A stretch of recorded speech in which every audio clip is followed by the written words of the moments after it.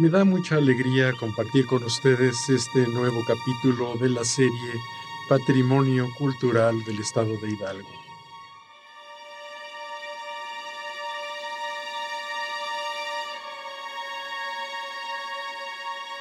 Originalmente, esta fue una ponencia presentada en el segundo Coloquio Nacional de Teoría de la Arquitectura en la UNAM en el año 2006, con el nombre El conocimiento de la arquitectura a través de la catalogación, un acercamiento interdisciplinario. La valoración del legado arquitectónico presenta significativos retos al tratar de alcanzar un entendimiento más amplio que el tradicionalmente aceptado. La relación simplemente descriptiva ya no es suficiente. La complejidad del fenómeno arquitectónico implica un acercamiento metodológico concerniente a varias disciplinas. Las apropiaciones del espacio por parte de los usuarios, los cambios experimentados en el inmueble respondiendo a varios factores que atañen al patrimonio inmaterial, la recuperación de la memoria oral, la correlación entre estado de conservación y transmisión de las ideas de identidad y pertenencia son elementos que pueden aportar una visión más completa de la obra arquitectónica. Expondré a continuación ciertos elementos de análisis partiendo de la capacidad humana de percepción, utilización y transformación de los espacios, esenciales para abrir el debate. La arquitectura, como un producto social, participa de toda la complejidad inherente al ser humano.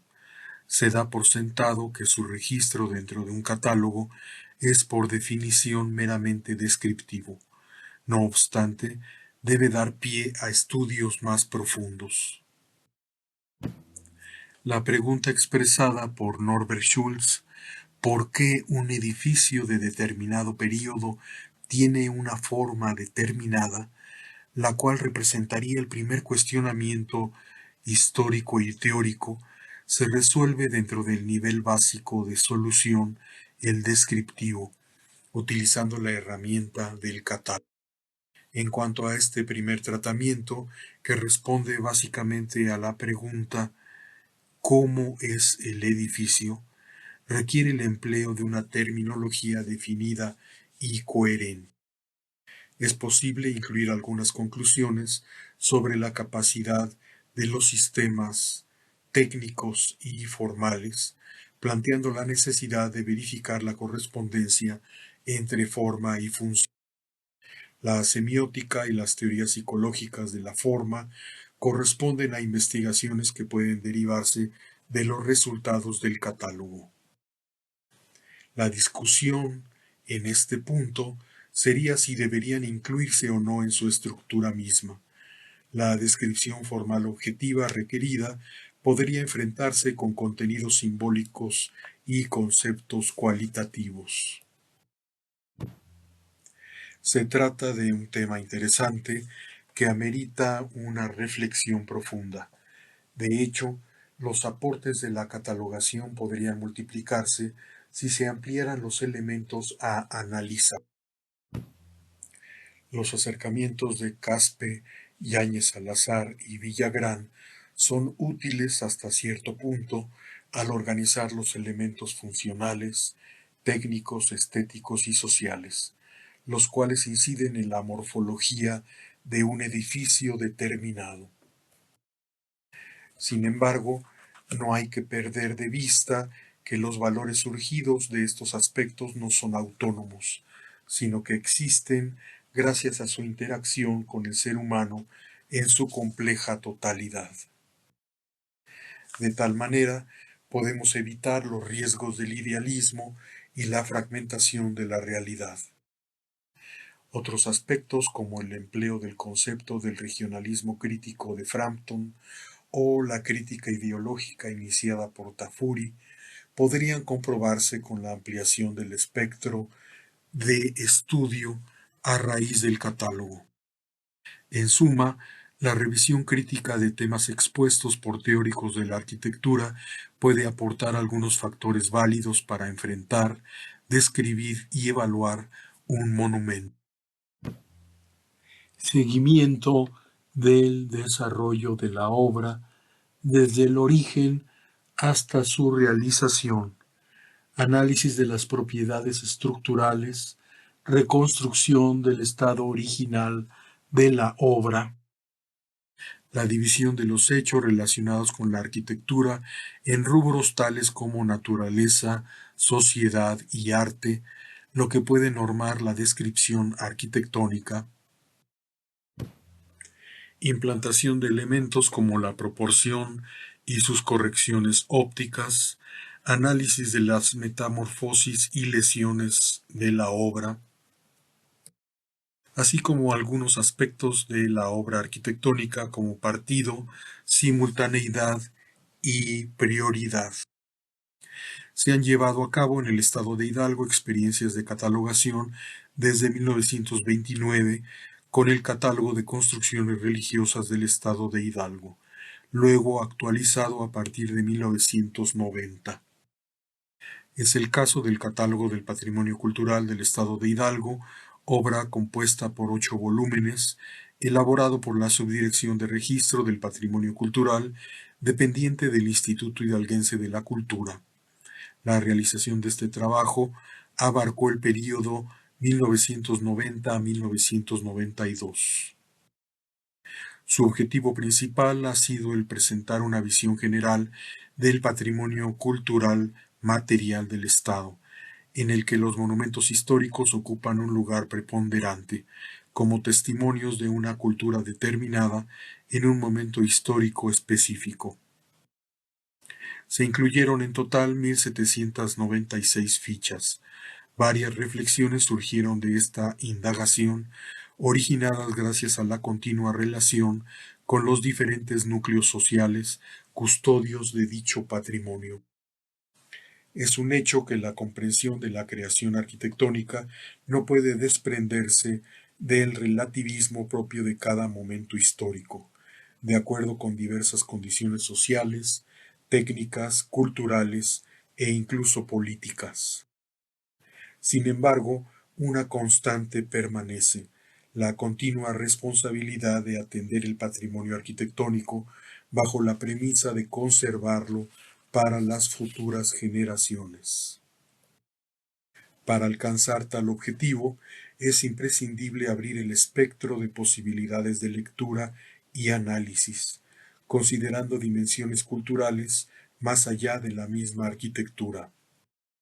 En cuanto se logre la incorporación de otros enfoques en el registro del patrimonio construido, se lograrán mayores bases para sustentar labores más efectivas en su restauración y conservación, involucrando a mayores sectores sociales.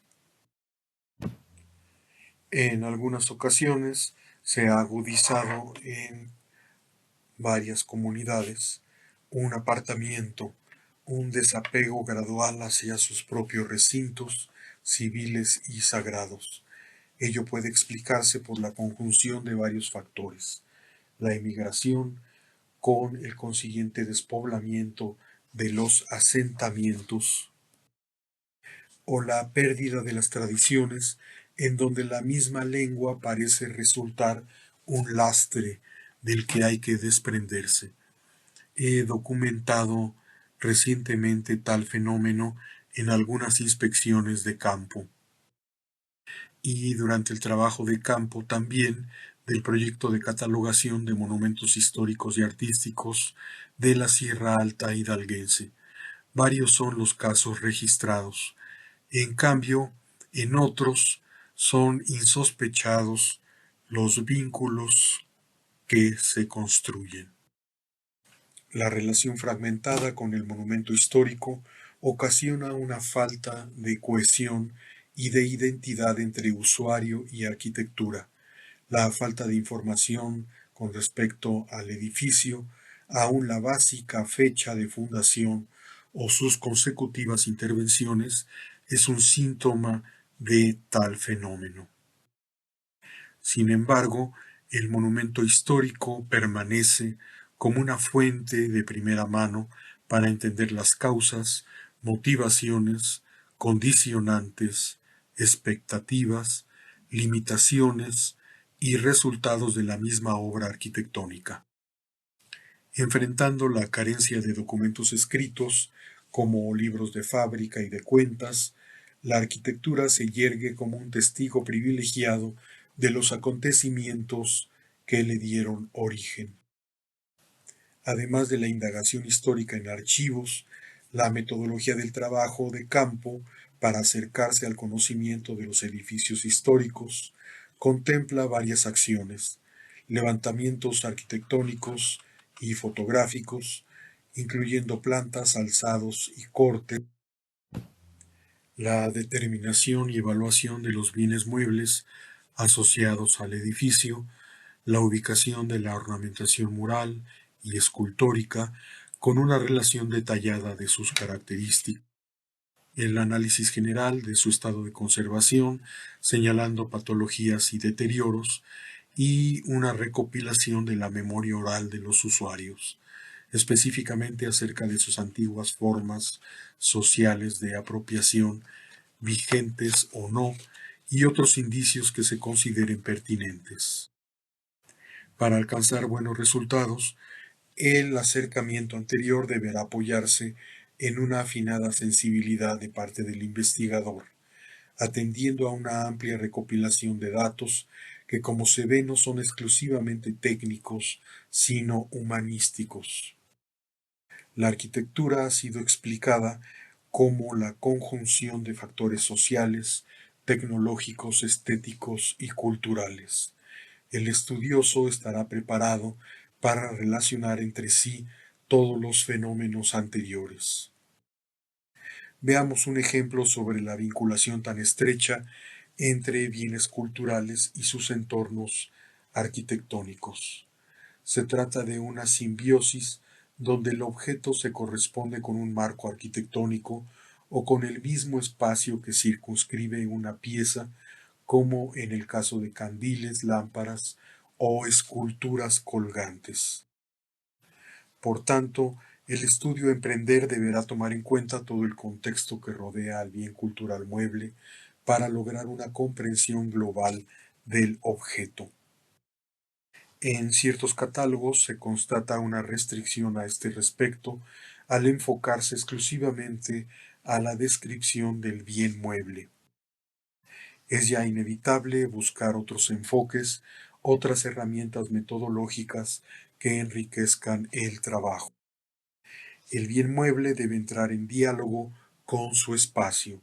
De ahí la necesidad de un trabajo entre arquitectos, restauradores e historiadores que obligue a plantear un panorama multidimensional en la búsqueda de un mejor conocimiento. Se abre así un campo de expectativas, incluyendo el registro de ceremonias o fiestas, resaltando sus correspondencias espaciales mediante un patrón de frecuencias, por ejemplo.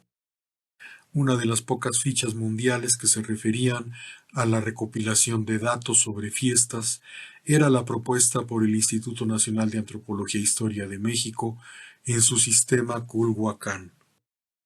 También se incluían leyendas y tradiciones. Otro aspecto es la percepción temporal de las obras, es decir, la manera como las descubrimos en distintos períodos de tiempo, de acuerdo con los juegos de claroscuro propios del barroco, o por la decoración efímera de muchos bienes muebles, o en la relación existente entre las obras que conviven en un mismo espacio. Entonces, podrían ser empleados dos niveles complementarios de percepción y análisis, tanto el descriptivo como el espacial, incluyendo tecnologías emergentes como la realidad virtual, con lo cual se podría presentar un mejor resultado. Para garantizar su eficacia, el trabajo de catalogación del patrimonio arquitectónico exige cumplir las siguientes condiciones: revisar continuamente su estructura teórica, añadiendo apartados analíticos e incluyendo investigaciones históricas y arquitectónicas, con la inserción de material gráfico y fotográfico actualizado.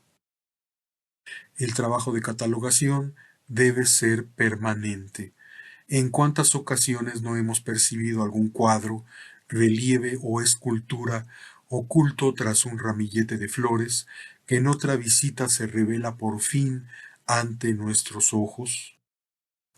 ¿O los múltiples desplazamientos del abigarrado mundo de imágenes y otros objetos en los altares, muchas veces hacia oscuros coros habilitados como bodegas, que obligan a inspeccionarlos continuamente antes de perderlos para siempre? Ejecutar estudios paralelos del patrimonio material, utilizando los avances parciales del trabajo de catalogación general.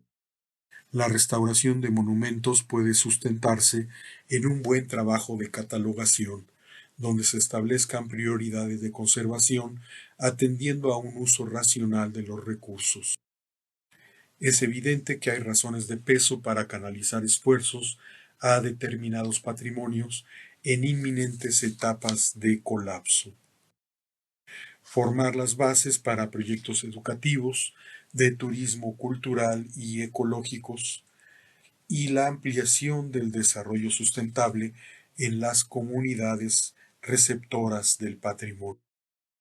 Crear lineamientos de carácter arquitectónico y urbano, enriqueciendo los planes de desarrollo urbano y las normas jurídicas correspondientes.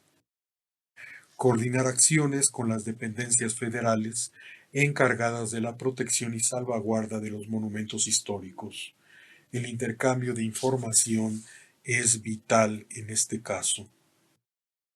Las divisiones políticas muchas veces no delimitan en sí regiones culturales, sino que las fragmentan, constriñendo el trabajo de investigación a ámbitos estatales, en el caso de organismos institucionales dependientes de los gobiernos de los estados. El poder organizar una red de intercambio de información y experiencias entre los entes involucrados en estas tareas sería una forma de expandir e irradiar el conocimiento y los mecanismos de protección del patrimonio cultural, estableciendo incluso políticas de conservación conjuntas y convenios de cooperación tanto en el terreno de la investigación como en el rescate. Dentro del intercambio anterior, sería muy valioso poder homogeneizar efectivamente la metodología y la estructura de los catálogos provenientes de diferentes instituciones. Una ficha a manera de telegrama puede ser manejada fácilmente y cotejada con otras más. Pero si nos quedamos en este nivel, tal vez omitamos varios aspectos relevantes que no necesariamente están contenidos en un esquema resumido. Establecer también una base de datos es muy importante para contar con la posibilidad de intercambio de información con todas las instituciones involucradas. En primera instancia, debe poseer un carácter necesariamente restringido debido a la naturaleza de la información a manejar. No es posible ofrecer en bandeja de plata los bienes a manos de saqueadores. En tal base de datos podrá actualizarse constantemente tanto los nuevos elementos que se encuentren en los procesos de investigación, como también las pérdidas o mermas que sufra el patrimonio cultural. La catalogación en sí puede ser una sorprendente forma de enseñanza para las comunidades. Al involucrar a los habitantes en el mismo proceso de investigación, mostrándoles efusivamente detalles artísticos y arquitectónicos, muchas veces desapercibidos por ellos mismos y de su propio patrimonio, todo ello se convierte en una gran lección viva de arte.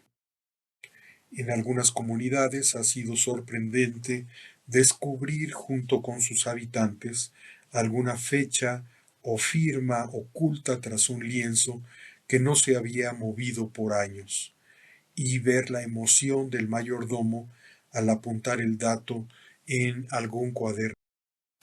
Los habitantes de las comunidades, después del golpe inicial que significa el ver a unos extraños adentrándose en sus monumentos históricos, se vuelven ávidos inquisidores de todo lo relacionado con su patrimonio. Así, se les pueden dar mayores elementos de identidad, reforzando los que por supuesto ya tienen. Además, son momentos ideales para brindarles herramientas para lograr una mínima conservación preventiva, comprendiendo soluciones de instalaciones eléctricas defectuosas, mantenimiento de azoteas, etc. Situaciones que vale la pena atender de inmediato para prevenir problemas mayores en un futuro. El ser humano desea trascender a su muy corta existencia mediante el arte y la arquitectura, expresión y deseo de su inmortalidad negada, y en especial la arquitectura como espacio donde se manifiesta este ideal. La inherente pertenencia del ser humano a su propio tiempo, más allá de limitaciones y subjetividades, es la plataforma para emprender el rescate del patrimonio arquitectónico, como un compromiso indispensable para persistir en alcanzar esa eternidad. Vasto es el campo abonado por el conocimiento de nuestro legado arquitectónico. Nuevos descubrimientos, nuevos caminos por explorar nos aguardan. Muchas gracias por su atención.